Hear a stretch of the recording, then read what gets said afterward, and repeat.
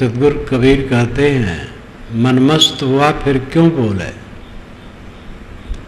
हीरा पायो गांठ गठियायो, बार बार वाको क्यों खोले।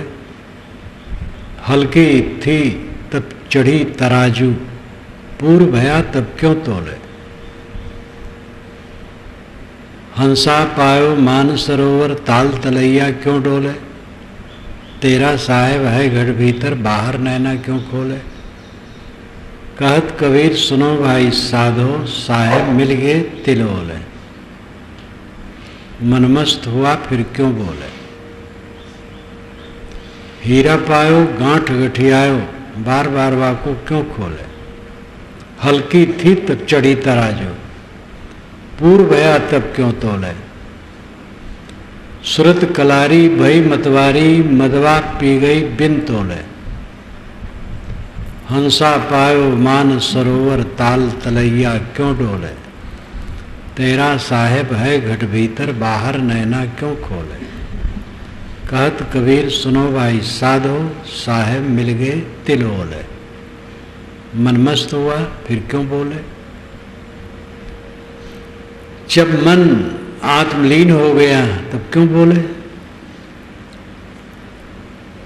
यहां बोलने का अर्थ है विवाद करना, कलह करना।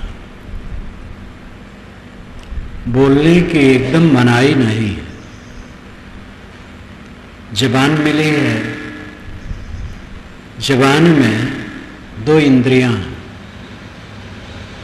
एक ज्ञान इंद्रिय है और एक कर्म इंद्रिय। यह एक ऐसी इंद्रिय है और बाकी सब अलग अलग है। इसमें रसन है और वाक है। रसन इंद्रिय ज्ञान इंद्रिय है, वाक इंद्रिय कर्म इंद्रिय। रसों का ज्ञान जिह्वा से होता है, इसलिए ये रसन इंद्रिय है, ज्ञान इंद्रिय, रस का ज्ञान करने वाले। लेकिन वाक इंद्रिय भी इसमें है, बोला जाता है। जीभ न हो तो लोग बोल नहीं सकते। जिह्वा को वश कर लेने पर बहुत कुछ अपने वश में हो जाता है। स्वादाशक्ति जीत लेना और वाणी में संयम कर लेना, ये बहुत बड़ी बात है। जीभ की लंपटता मनुष्य के पेट को, स्वास्थ्य को खराब करती है। जीभ का लंपट आदमी कामजयी नहीं हो सकता। कामजयी होने के लिए, काम पर विजय करने के लिए जीभ की रसन इंद्रिय पर विजय करना बहुत जरूरी है। स्वादासक्ति का त्याग।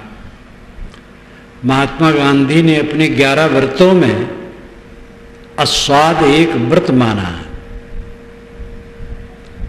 अहिंसा, सत्यस्तेय, ब्रह्मचर्य, संग्रह, शरीर श्रम, अस्वाद, सर्वत्र भयवर्जन, सर्वधर्म समानता, स्वदेशी स्पर्श भावना, विनय, व्रत, निष्ठा से ये एकादश सेव्य हैं। अहिंसा, किसी को तकलीफ न देना, विरोधी को भी तकलीफ न देना। वो अंग्रेज गवर्नमेंट के विरुद्ध थे।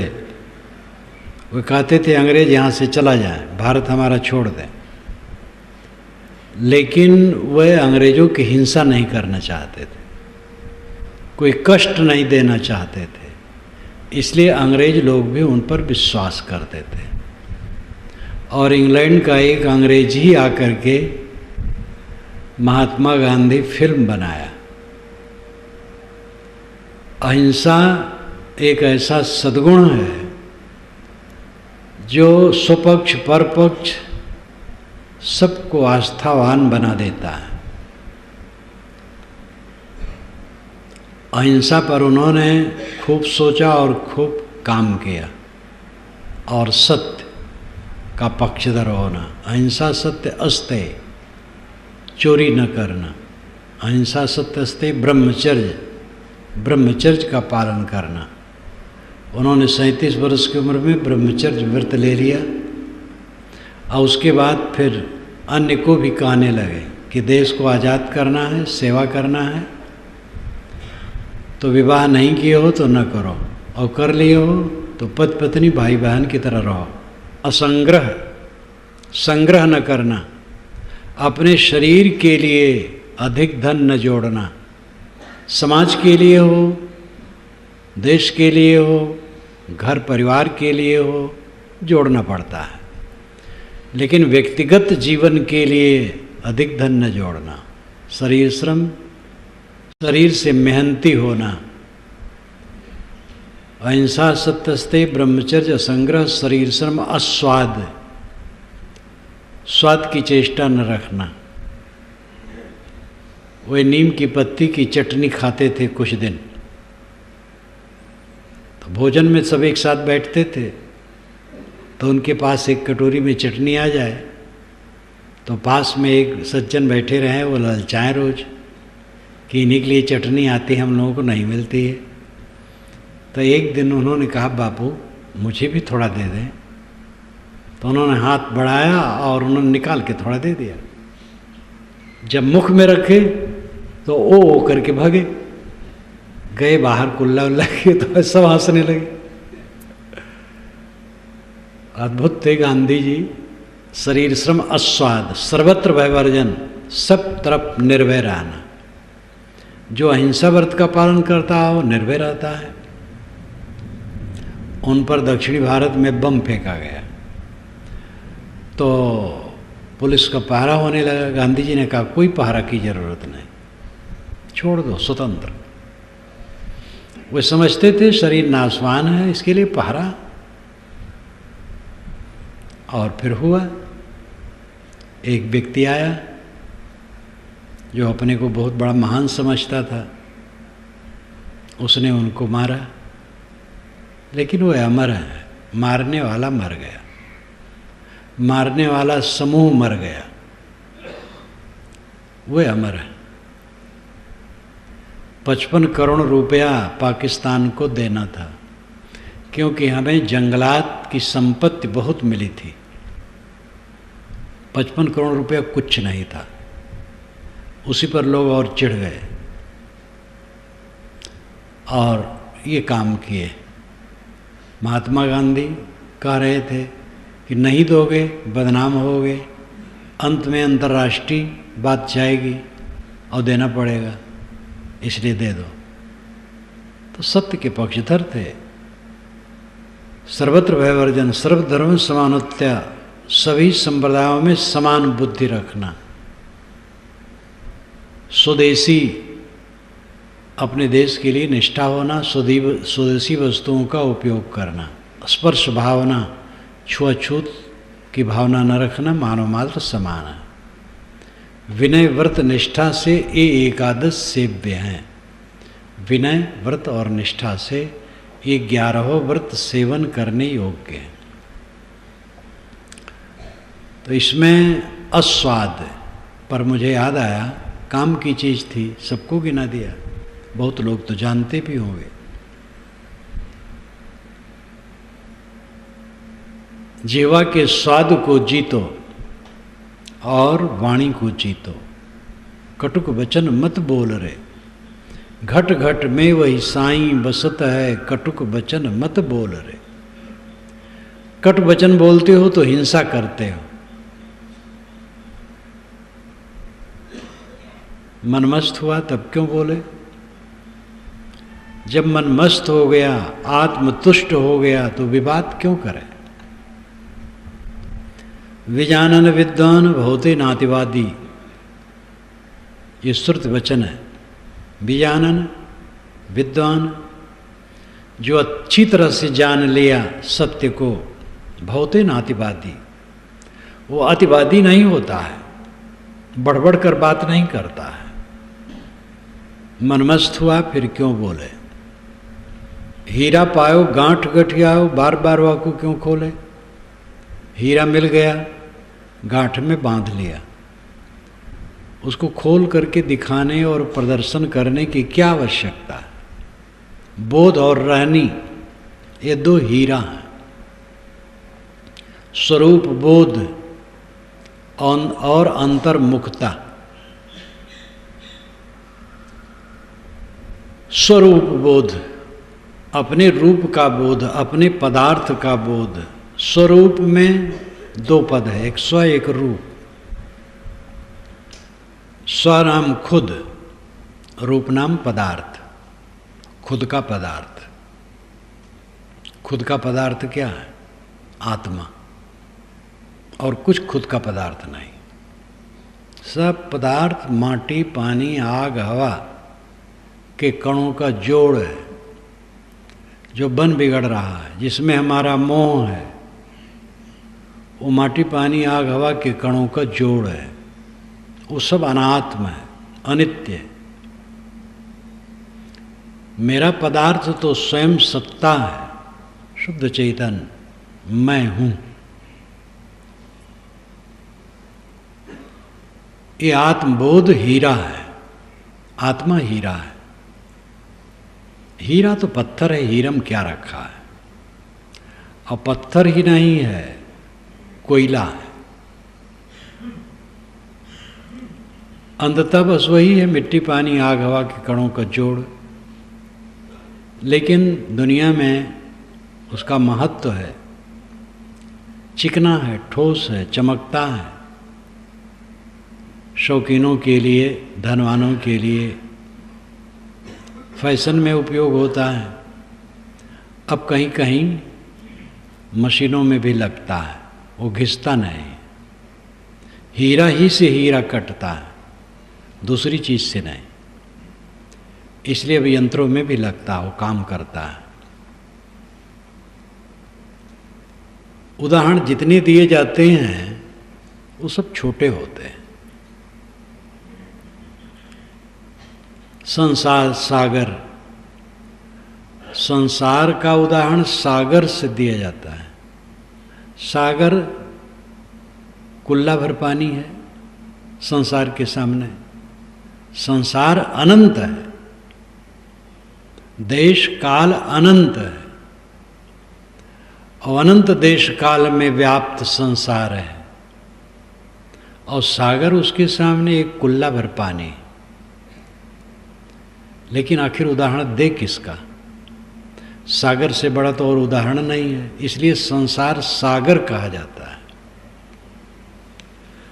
सागर कुछ भी नहीं है, संसार बहुत बड़ा है। ऐसे आत्मा के सामने हीरा, पन्ना, पोखराज कुछ भी नहीं। आत्मा के समान आत्मा है।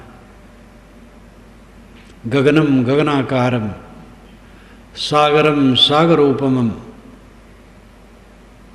राम रावण यो युद्ध, राम रावण यो रिव। ये वाल्मीकि रामायण में अन्योन्य अलंकार में कहा गया है। गगनम गगनाकारम, आकाश आकाश के समान होता है। सागरम सागरोपमा, और समुद्र समुद्र की तरह होता है। राम रावण योर युद्ध, राम रावण योर रिव। राम रावण का युद्ध राम रावण के युद्ध के समान है। राम रावण की युद्ध की विशेषता बताई, वो बहुत कलाबाजी दिखाई है, काव्य है। अन्योन्य अलंकार, जिसमें दूसरे का उदाहरण न दिया जा सके, उसको अन्योन्य अलंकार कहते हैं। सागर सागर के समान है, आकाश आकाश के समान है, आत्मा आत्मा के समान है। आत्मा के समान और क्या है? आत्मा हीरा है, और दूसरा हीरा क्या है? पवित्र रहनी, अंतर्मुख होने की प्रक्रिया और पूर्ण अंतर्मुख हो जाना, ये हीरा है जीवन में। दुख क्या है? बहिर्मुख रहना। छूटने वाली वस्तुओं में मोह करना हमारी हद दर्जे की मूर्खता है, और इस मूर्खता में हम अनादिकाल से फंसे। फिर भी अपने को बुद्धिमान मानते हैं, ज्ञानी मानते हैं। जो वस्तु आज है कल नहीं है, स्वभावा। सारी वस्तुएं स्वभावा हैं। स्व अभाव, स्व नाम कल, अभाव नाम न रहना। नचिकेता ने यमाचार्य से कहा, कठ उपनिषद में एक कथा आती है, भगवन अस्तित्व के नायम अस्तित्व चेके। जब शरीर छूट जाता है तो एक कहता है कि आत्मा अमर है, वो रहता है। दूसरा कहता है कुछ नहीं रहता। एयम प्रेते विचिकित्सा मनुष्य। प्रेते मर जाने पर, चले जाने पर, जीव के निकल जाने पर विचिकित्सा मनुष्य, मनुष्य के मन में विचिकित्सा रहती है, संदेह रहता है। अस्तित्व के नाम अस्तित्व चेके, अस्ति इति एक ही। एक कहता अस्ति है, आत्मा अमर है, वो मरा नहीं, नाम अस्तित्व चेके। दूसरा कहता कुछ नहीं रहता, मर गए बस खत्म हो गए। तो महाराज बताइए सच क्या है? यमाचार्य ने कहा है बड़ा कठिन समाधान है, इसको मत पूछो। 100 वर्ष की जिंदगी ले लो, बहुत से बच्चे ले लो, स्त्रियां ले लो, बाजे गाजे राजकाज ले लो, स्वर्ग ले लो, 100 वर्ष जियो, ये सब ले लो, लेकिन आत्मा के विषय मत पूछो, ये बड़ा गूढ़ तत्व है। नचिकेता ने कहा महाराज स्वभावा, ये तो स्वभावा है। स्वनाम कल, अभाव नाम न रहना। ये कल नहीं रहेंगे, आज हैं कल नहीं रहेंगे। ऐसी चीज़ों से मुझे फंसाना चाहते हैं, ये मुझे नहीं चाहिए। भोगों से इंद्रियां जीर्ण होती है, मन खराब होता है। कौन विवेकवान विषयों का चिंतन करते हुए जीना चाहेगा? आप मुझे बताइए आत्मा के विषय में ही। तो उन्होंने लंबा व्याख्यान अपना दिया है कठोपनिषद में। इसको पढ़ना चाहें तो उपनिषद सौरभ में पढ़ सकते हैं, जो यहाँ उपलब्ध है।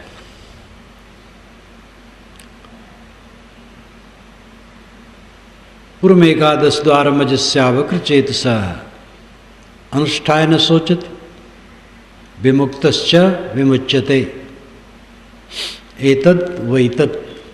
है नचिकेता, पूर्व एकादश द्वार मजस्यावक्र चेतसा, 11 दरवाजों वाला भवन ये शरीर है,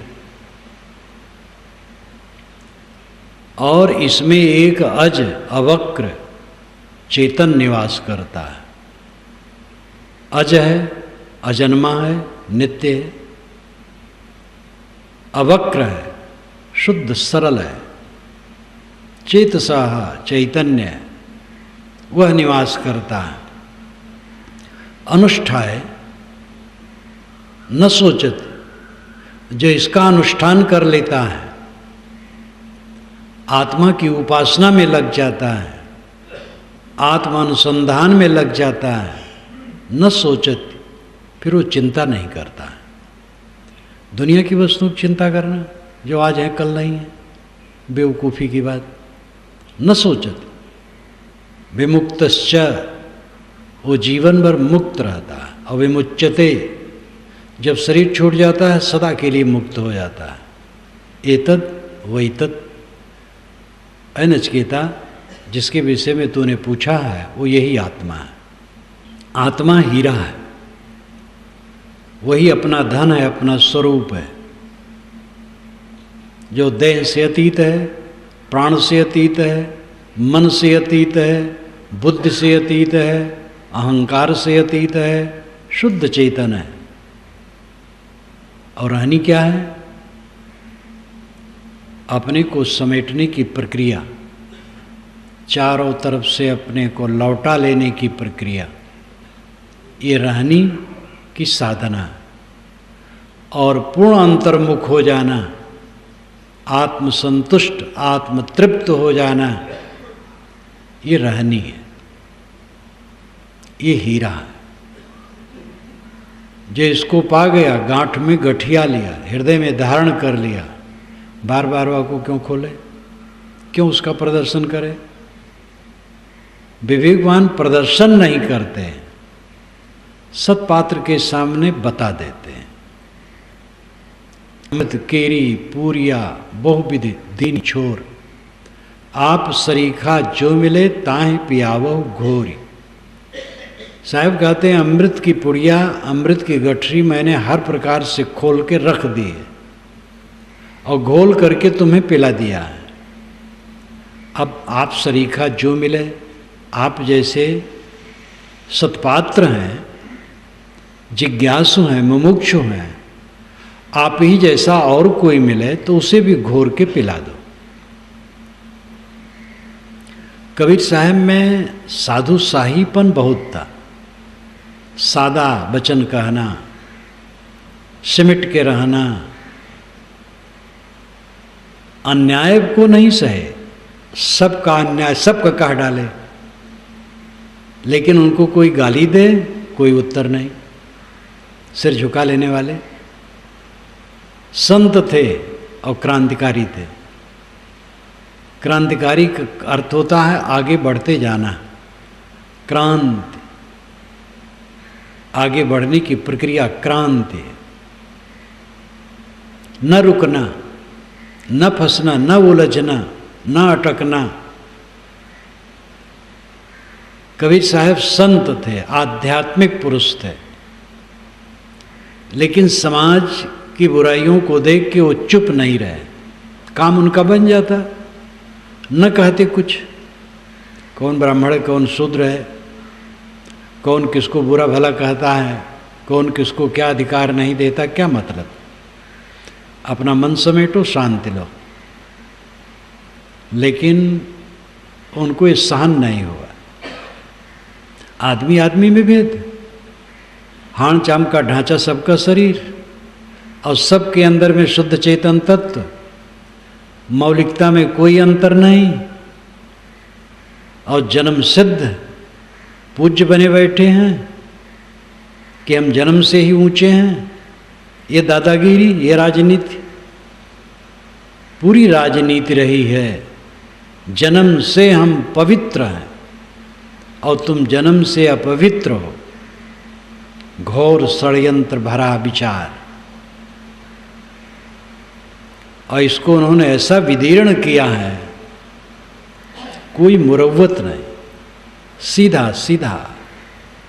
जो तो ब्राह्मण ब्राह्मणी को जाया और राह दे कहन आया, और जो तो तुरुक तुरुकनिक जाए पेटे कहन सुनत कराया। किसी को भी क्षमा करने वाले नहीं। गुरुओं को, साधुओं को, योगियों को घर घर मंत्र देत फिरते महिमा के अभिमाना। गुरु सहित शिष्य सब बूढ़े अंतकाल पछताना। ऐसो जोगिया बदकर्मी, किसी को उन्होंने छोड़ा नहीं। नेहरू विश्वविद्यालय दिल्ली में जब मेरा प्रवचन हुआ तो शंका समाधान का भी पीछे समय रखा गया था। तो एक विद्यार्थी ने कहा कि कबीर संत हैं लेकिन वो फटकारते ही रहते हैं, गरम गरम ही हैं, तो शांत उनको कब मिली होगी। मैंने कहा यही तो उनको समझना मुश्किल है। एक तरफ से उनके अंदर से आग की ज्वाला निकलती है और दूसरे तरफ से शीतल फव्वारा। श्री विद्यानिवास मिश्र ने भी इसको बहुत बढ़िया कहा है, जो एक अच्छे विद्वान थे। अभी कुछ दिन हुआ उनका एक्सीडेंट में शरीर छूट गया, बहुत योग्य थे। विरोधाभास है। विरोधाभास का मतलब है विरोध रहे ना वो प्रतीत हो। वो खंडन करते हैं सरल चित्त से, राजनीति से नहीं। राजनीति बाजी लेकर के भी बहुत उल्टा पलटा कहा जाता है, वैसा नहीं, कुछ नहीं चाहते। जो निरीह मासूम मूक प्राणी हैं उनकी वे पक्षधरता करते हैं। भारत के 70% लोगों को मूक बना दिया गया था, वो बोल नहीं सकते, वेद शास्त्र में अधिकार नहीं, पढ़ने में अधिकार नहीं, कोई सामाजिक उच्च कर्म में अधिकार नहीं, बोल नहीं सकते। बादई शूद्र द्विजन सन हम तुमसे कछु घाट, जाने ब्रह्म सुव्य प्रवर आंख दिखावे डांट। जब डांटने लगे शूद्र ब्राह्मणों को तो ये कहने की जरूरत पड़ी कि तो कलयुग आ गया है। जिसको परंपरावादी मानते हैं कलयुग आ गया है, उसको क्रांतिकारी मानते हैं सतयुग आ गया है। तो निर्भय होकर के उन्होंने कहा, लेकिन वे गहरी शांति में थे। उनका जीवन ही उसका उदाहरण है। 52 कसनियाँ बताई गई हैं, अच्छी युक्तियों से भरी है, लेकिन इसका मतलब यही है कि कितनी कठिनाई आने पर क्षमा और कुछ नहीं। तो वो संत थे, क्रांतिकारी थे, दोनों थे।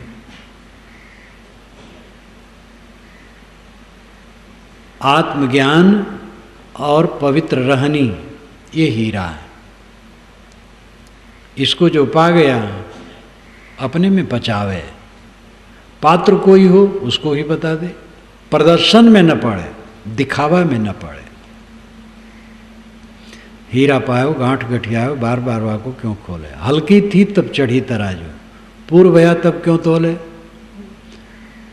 जब तक अपने में हल्कापन होता है तब तक इंसान तराजू पर चढ़ता है,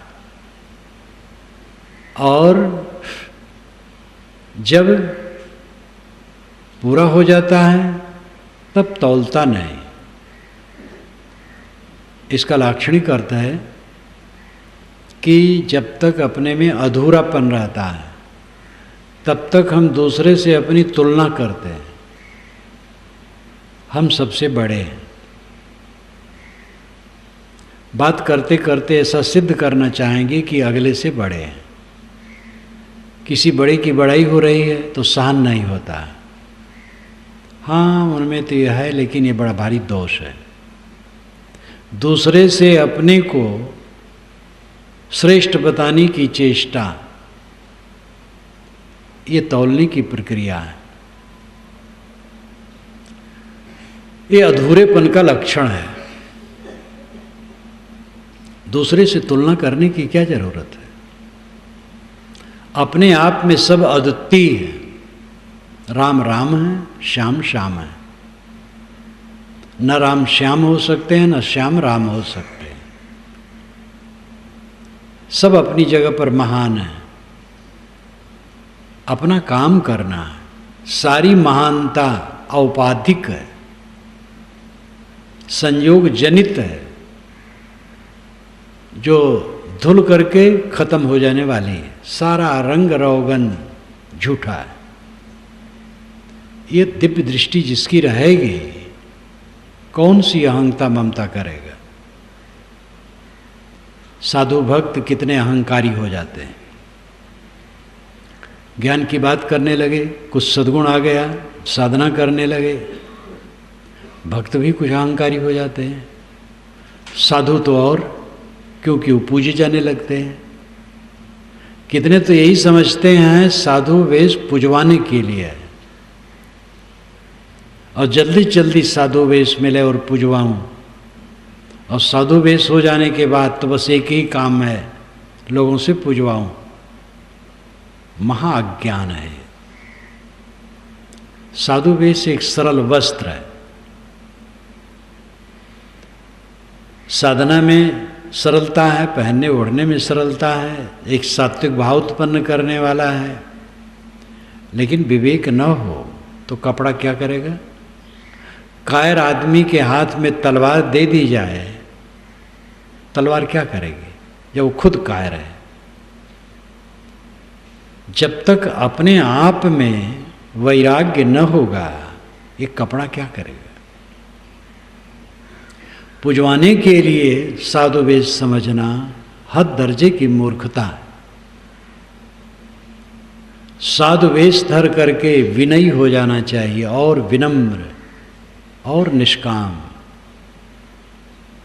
कोई पूछता है गृहस्थ लोग साधुओं को पूछते हैं। पूजने में दो भावना रहती है, एक तो अपना मन पवित्र हो, दूसरी बात ये समाज की सेवा करते हैं, हमारी आध्यात्मिक सेवा करते हैं, तो हमें दुनिया की चीज़ों से सेवा करना चाहिए।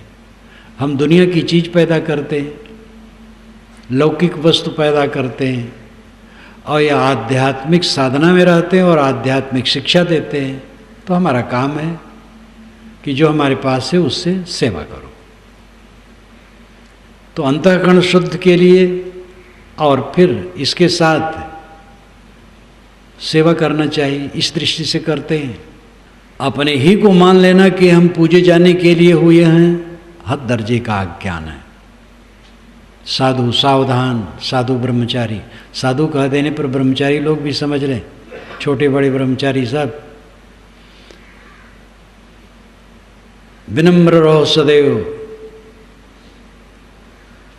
ये कई बार कहता हूँ कि साधु मार्ग में आने पर स्वाभाविक सद्गुण आ जाते हैं, मोटे दुर्गुण नहीं रहते हैं। और फिर कितने लोग ठंडे हो जाते हैं। अब वो समझते हैं हम तो साधु गुरु हैं, अपने माने रहते हैं हम साधु गुरु हैं, और हमारा यही काम है लेक्चरबाजी, दूसरे में लेक्चर दे दें बस। हम तो पूर्ण हैं, और यही गड्ढे में ले जाता है। अपनी मंजिल तक पहुंचो, मंजिल है स्वरूप स्थित। बीच में ठंडा ना जाओ, सामान्य सद्गुणों में संतुष्ट न हो जाओ। सद्गुण मात्र आ जाना साधु के जीवन का फल नहीं। साधु के जीवन का फल है स्वरूप स्थित, मन का भय सर्वथा समाप्त हो जाना, जीवन मरण बराबर हो जाना,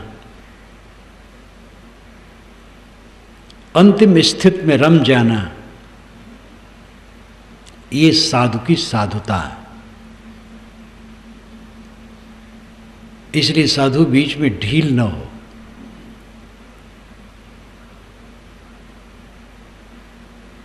हल्की थी तब चढ़ी तराजू, पूर्व भया तब क्यों तोले। जब तक अपने में हल्कापन होता है तब तक हम दूसरे से अपनी तुलना करने के चक्कर में रहते हैं। पूर्ण विवेक उदय हो जाने पर कुछ नहीं, सब बड़े हैं हमसे, सारा संसार हमसे बड़ा है, सबसे पीछे और नीचे हमें अपने को रखना है। सबसे छोटा मैं हूँ, सब हीरे हैं, मैं कांच हूँ। ये नहीं कि अंदर से वो अपने कांच मान लेता है, भ्रम में नहीं रहता, पूर्ण ठोस रहता है। जो स्वयं अपनी स्थिति में रमता है, इसको देखता है, तो भ्रम में थोड़े पड़ जाएगा, लेकिन विनयी हो जाता है। कोई कांच मुझे कहता है, ठीक है मैं कांच हूँ। दूसरे को कोई समझा पाया है आज तक? जो नहीं समझना चाहता है कोई उसे समझा नहीं सकता है। श्री राम अयोध्या वासियों को नहीं समझा सके, सीता जी को लेकर के ताना मारा गया अयोध्या वासियों की तरफ से। धोबी ने ताना मारा, ये वाल्मीकि रामायण में कहीं नहीं, एक छोटे काव्य में है और प्रसिद्धि उसकी बहुत हो गई। वाल्मीकि रामायण जो आदि काव्य है उसमें यह है कि जन जन की आवाज हो गई थी, ऐसी विक्षिप्तता अवधवासियों में आ गई थी कि वे सीताराम को नहीं समझ सके। सीता जैसी पतिव्रता, रावण जैसे बलवान विद्वान, सब प्रकार से योग्य के घर में वो कैद थी, उस जमाने में रावण जैसा सूरवीर विद्वान कोई नहीं था, हर बात में उसका जोड़ा कोई नहीं था।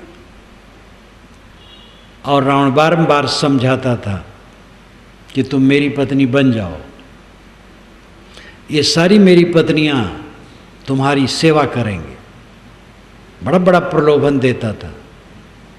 लेकिन सीता कहती थी कि हमारे तो राम हैं और कोई नहीं। ऐसी वीर सीता जी, लेकिन उनको अयोध्यावासी समझे नहीं समझे। श्री राम उनको ले आए, फिर अपनी पत्नी बना लिया। अयोध्यावासियों को खल गया। आप क्या मानते हैं, आप सबको समझा ले जाएंगे? किसको कौन समझा पाया है? जो स्वयं समझना नहीं चाहता उसको कौन समझा पाएगा? विवेकवान कभी सोचते भी नहीं हैं कि मेरे नाम रूप के प्रति लोग क्या सोचते हैं। निंदा करते हैं कि प्रशंसा, दोनों झूठ। मैं हूं क्या? मैं अपनी दशा में रहूं, अंतर्मुख हो जाऊं, अंतर्मुख रहूं, संतुष्ट रहूं, बस हो गया। ये काएं काएं भाएं भाएं कौन क्या कहता है? कुछ रखा है?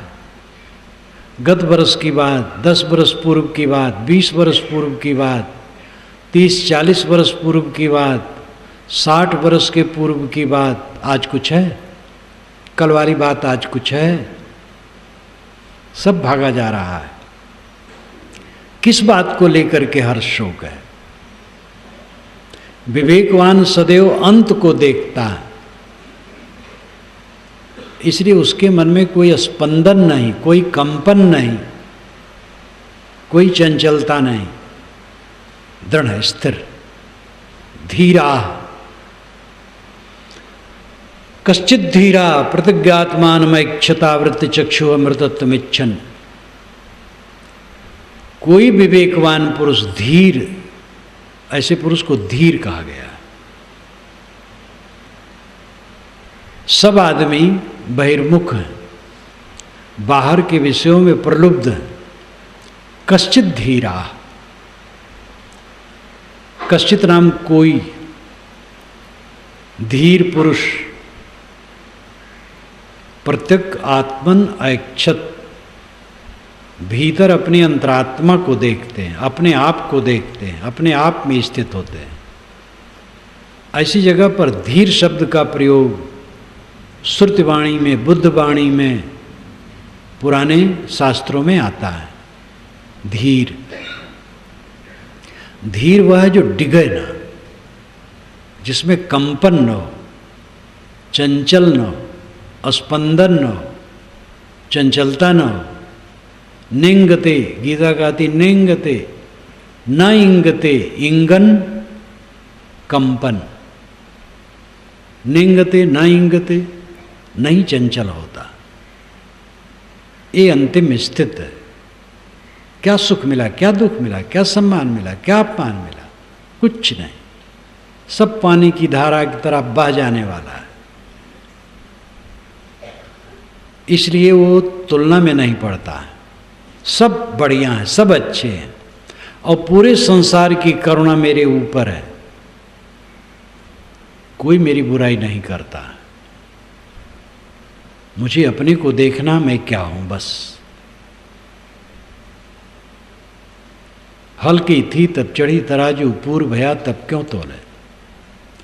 सुरत कलारी भई मतवारी, मदवा पी गई बिन तोले। सुरत कलवारिन, बिना तोले मदला पी गई, इसलिए मतवाली हो गई। कलवार, कलवारिन, शराब बनाने वाले, पीने वाले। आज कितने कलवार हैं जो भक्त हैं, संत हैं, सदाचारी हैं। अर्थ यह है कि मनोवृत्ति रूपी कलवारिन ज्ञान की मदिरा अनतोल पी लिया और मस्त हो गई। मस्ती की बात है, इसलिए शराब का भी रूपक है। साहब रूपक देने में बहुत कुशल है। श्रुत कलारी भई मतवारी मदवा पी गई बिन तोले। शराब की स्थिति में जो आदमी होता है गर्गाप हो जाता है, बादशाह हो जाता है,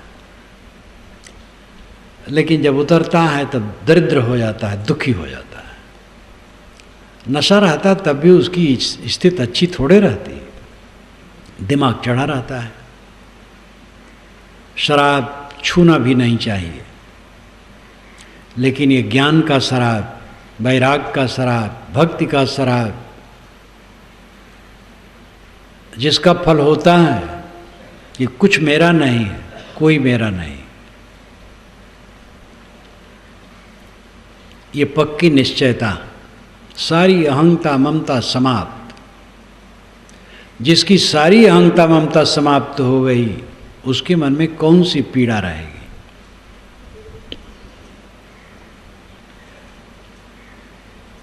सुरत कलारी भई मतवारी मदवा पी गई बिन तोले। हंसा पायो मान सरोवर ताल तलैया क्यों डोले। हंस मान सरोवर में पहुंच गया, अब कीचड़ भरे ताल तलैया में वो क्यों डोले। मान सरोवर बाहर सत्संग, भीतर स्वरूप स्थित शांति। मनुष्य को चाहिए सदैव सत्संग का आधार लेकर के रहे। साधु सत्संग में रहे, गृहस्थ भी समय समय से सत्संग का आधार लेता रहे। सदग्रंथ जो संत का प्रतिनिधि है उसे रखे और खूब पढ़े। अपने घर में ऐसा वातावरण बनाए कि सत्संग हो जाए। सद्गुणों का विस्तार करो, घर में सत्संग हो जाएगा। स्वयं क्षमा करो, आपकी पत्नी भी क्षमा करने सीखेगी। स्वयं मीठा बोलो, आपका लड़का भी मीठा बोलना शुरू करेगा। स्वयं संतोष करो, आपके भाई भी संतोष करेंगे। जो सद्गुण है स्वयं अपनाओ, उससे उसी के अनुसार चलो, तो घर वाले भी धीरे धीरे सीखेंगे। आप स्वयं उद्वेगित हो, स्वयं लोलुप हो, स्वयं अस्तव्यस्त हो और चाहते हो घर वाले सब ठीक हो जाए। अपनी पवित्र रहनी से घर का वातावरण सत्संग का वातावरण बना दो। स्वयं जीना शुरू करो, अपने आप होगा। सोचना नहीं पड़ता, कहना नहीं पड़ता। स्वयं रहनी में रहने लगे। आग जहाँ जलेगी चारों तरफ अपने आप गर्मी विकीर्ण होगी। बर्फ जहाँ होगी चारों तरफ शीतलता फैलेगी। सद्गुण संपन्न व्यक्ति जहाँ होगा अपने आप लोग लाभ लेंगे। स्वयं सहना सीखो, क्षमा करना, गम का खाना सीखो, संतोष करना सीखो। घर में सत्संग का वातावरण बनता जाएगा। बाहर सत्संग मानसरोवर है, भीतर निर्मल मन मानसरोवर है। सारी गांठें कट गईं, निर्मल मन, अनासक्त चित्त। हंसा पायो मान सरोवर ताल तलैया क्यों डोले। ताल तलैया विषय वासना, राग द्वेष, कला कल्पना, तू मैं। जब हंस मान सरोवर पा गया तो कीचड़ भरे ताल तलाई में क्यों डोलेगा। निर्मल मन हो गया, गंदी बात क्यों सोचेगा, क्यों करेगा। तेरा साहेब है घट भीतर, बाहर रहना क्यों खोले। तेरा साहेब तेरे घट में है, कहने से द्वैत लगता है। इसीलिए सारे कथन सापेक्ष होते हैं, निरपेक्ष नहीं होते। बड़ी सावधानी से कथनों का अर्थ समझना चाहिए। अपने भीतर है ये कहना भी अपूर्ण है। मेरे भीतर और कुछ होगा, मैं ही तो हूँ, तो मेरे भीतर और क्या है? न भीतर है न बाहर है,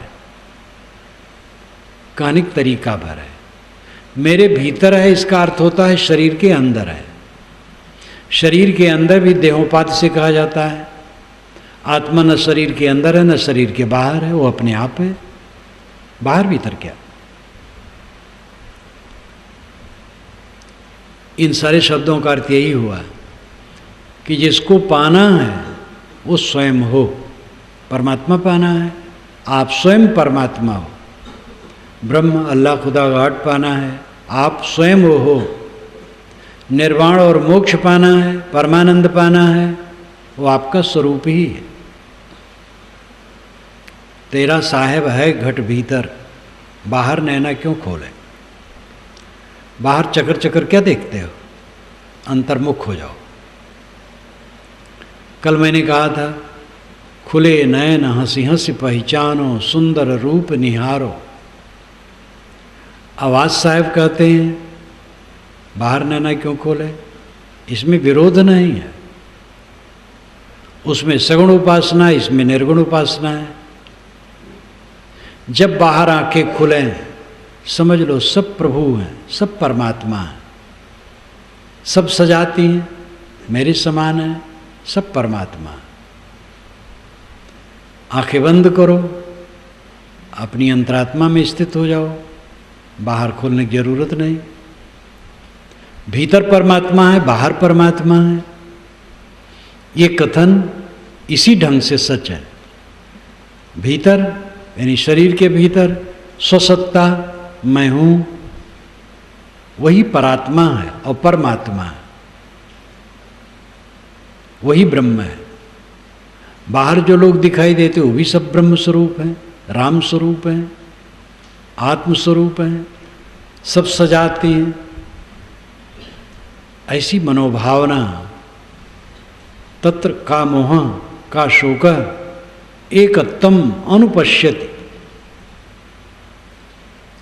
ये शुक्ल यजुर्वेद का आधा मंत्र है। तत्र का मोह, ऐसी अवस्था में पहुंच जाने पर मोह कहाँ और शोक कहाँ? एकत्तम अनुपश्यति, वो एकत्तम देखता है सब में। अनु कहते पीछे को, यहाँ पीछे से अर्थ है पीछे पीछे बारंबार। जो बराबर एकत्व देखता है वो मोह कहाँ करेगा, शोक कहाँ करेगा? तेरा साहेब है घट भीतर, बाहर नैना क्यों खोले। कहत कबीर सुनो भाई साधो, साहेब मिल गए तिलोले। साहेब कहते हैं ऐ संतो, साहेब तो तिल के ओट में छिपा था। तिल का दाना बहुत छोटा सा होता है, वो भी बहुत बड़ा है, पर्वत बराबर है आत्मा के सामने। ऋषि ने कहा है अड़ोरड़ियाम महतो महियान, वो अणु से अणु है और महान से महान है। स्वरूप से वो अणु से अणु है, बहुत सूक्ष्म है। उसके लिए कह पाना मुश्किल है कितना सूक्ष्म है, लेकिन महतो महियान, महानों में महान है। सारा ज्ञान विज्ञान उसी का है। अत्यंत सूक्ष्म आत्मा और अपने ज्ञान से पूरे संसार को झकझोर करके रख देता है। सारे ज्ञान विज्ञान की हलचल कहाँ से? और न समझ करके प्रभुत्व की इच्छा से लोक ऐषणा में पढ़ करके राग द्वेष की हलचल वही किए है। अखबार पढ़ो तो लगता है दुनिया में आग लगी है। राजनेताओं को तो सदैव आग लगी रहती है, हाय तौबा। और राजनेताओं के विचारों से अखबार पूर्ण होते हैं। इसलिए अखबार पढ़ने वालों को चाहिए बहुत सावधानी से काम भर की चीज़ देख लें, अपना समय उसमें ज़्यादा बर्बाद न करें। तो ये चेतन, ज्ञान स्वरूप चेतन अत्यंत सूक्ष्म है और अपने गुणों में इतना महान सारा ज्ञान विज्ञान की हलचल इसी की देन है। सारे ईश्वरों देवताओं की कल्पना इसी ने की है। सारे शास्त्रों को इसी ने रचा है। भूत प्रेत जादू टोना जंतर मंतर का बवंडर इसी ने खड़ा किया है। अपने स्वरूप को भूल करके अनेक भ्रांतियों का सृजन भी इसी ने किया है। इसलिए अपने आत्म अस्तित्व को समझो। साहेब मिल गए तिल ओले, तिल के ओट में ब्रह्म राम परमात्मा छिपा था। हम बाहर खोज रहे थे परमात्मा को। बाइबल में भी लिखा है, क्या ईश्वर को कोई खोज के पा सकता है? कहीं के भी साधक हों, जब अंतर्मुख होते हैं तो उनको यही कहना पड़ता है, खोजोगे जहाँ तक वहाँ तक दुनिया की चीज़ मिलेगी। खोजना छोड़ दो, बस स्वयं हो। दौड़ दौड़ दौड़िया, जहाँ तक मन की दौड़, दौड़ थका मन तिर भया, बस तो ठौर की ठौर।